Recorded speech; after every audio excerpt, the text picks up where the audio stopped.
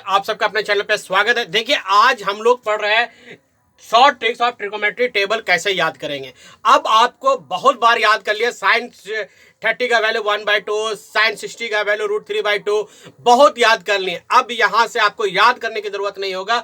एक short tricks आपको मैं बता रहा हूं जो हमेशा आपको एग्जामिनेशन हॉल में अगर भूल भी गए तो ये आपको बहुत बड़ा काम आएगा। देखिए सबसे पहले आप जानते हैं ये राइट ट्रायंगल है जिसमें ए बी सी 90 डिग्री है। ये अगर 30 डिग्री है तो किसी भी ट्रायंगल में तीन कोनों का योग कितना होता है 60 डिग्री। उसी तरह से यहां भी हमने दो ट्रायंगल की मदद से हम पूरी टेबल को अच्छी तरह से याद कर लेंगे। सो कैसे निकालेंगे तो देखिए ध्यान से, यहां पर 90 है, 30 के सामने वाला जो साइड हो गया उसको हमने 1 माना। अब दूसरा जो साइड होगा वो 2 मान लेते हैं और तीसरा जो है वो क्लॉकवाइज, ये हमारी घड़ी है, घड़ी होती है इस तरह से क्लॉकवाइज के हिसाब से घूमता है तो क्लॉकवाइज से मैंने नंबरिंग कर दिया।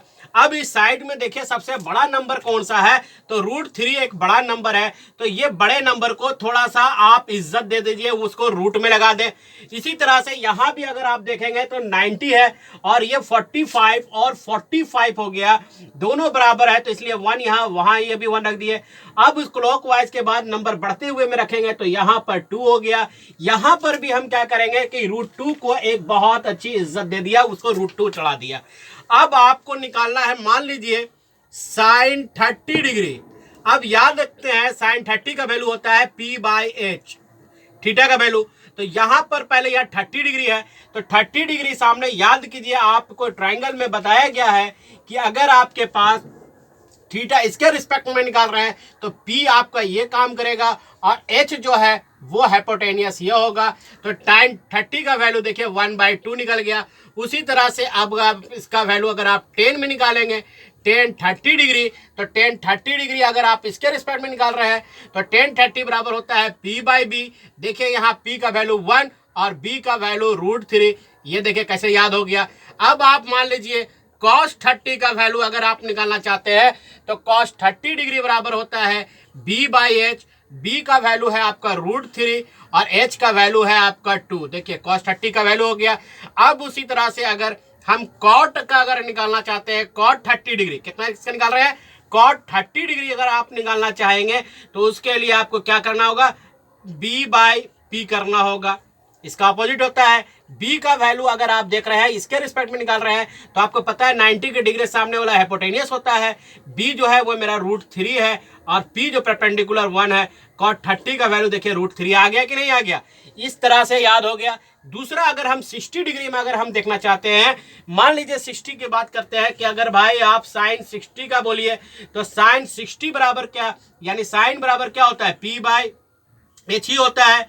अब यहां ध्यान दीजिए यहां थीटा है तो इस थीटा के सामने वाला साइड जो हो गया वो आपका परपेंडिकुलर हो गया और हाइपोटेनियस 90 के सामने वाला है तो P का वैल्यू हो गया आपका √3। इसको √3 लिखिए /2, साइन 60 का वैल्यू हो गया। उसी तरह से आप अगर cos 60 का वैल्यू अगर निकालना चाहेंगे तो cos 60 का वैल्यू बराबर क्या होता है, cos में पहले याद कीजिए B/H होता है। अगर हम cos 60 का वैल्यू अगर आप निकालना चाहते हैं तो सबसे पहले हमको यह देखना होगा B कहां होगा। ये यहाँ परपेंडिकुलर हो गया, ये हाइपोटेनियस है यानी B यही है तो B का वैल्यू मेरे पास 1 हो गया और H का वैल्यू यहाँ 2 हो गया, cos 60 का वैल्यू हाफ हो गया। देखिए कितना आसान तरीके से आप फॉर बिगर चार्ट बहुत से लोग बनाए हैं कि आपको कैसे टेबल याद करें। स्क्वायर रूट में हम भी बहुत बार बताए थे, लेकिन अब देखिए आपको एक ऐसा शॉर्ट ट्रिक्स है जहां से आप सारे प्रॉब्लम को एकदम बिना देखे हुए और बिना याद किए हुए टेबल को आप सॉल्व कर सकेंगे। सो गाइस अब यहाँ पर सॉरी सारा 30 60 का सबका वैल्यू निकाल लीजिएगा, निकल जाएगा। अब आते हैं यहाँ, अब आप 45 डिग्री में यहां देखिए अगर आप इस 45 यानी एंगल C के रिस्पेक्ट में अगर आप निकालना चाहते हैं तो यहां देखिए साइन 45 डिग्री यानी साइन का याद कीजिए क्या होता है P/H, ठीक है। अब 45 में आप देख रहे हैं ये है मेरा 90 डिग्री तो ये हमारे पास हो गया हाइपोटेनियस, ये हो गया आपका बेस और ये हो गया अभी परपेंडिकुलर इस एंगल 45 के रिस्पेक्ट में। अगर साइन 45 P का वैल्यू आपके पास कितना है भाई 1 है और H का वैल्यू क्या है आपके पास √2 हो गया। देखिए साइन 45 हो गया। उसी तरह से आप निकालेंगे cos 45 डिग्री बराबर, तो cos 45 डिग्री बराबर क्या होता है आपका, cos याद कीजिए b बाई एच होता है, और b है वैल्यू 1 और h का वैल्यू है √2। हो गया ना।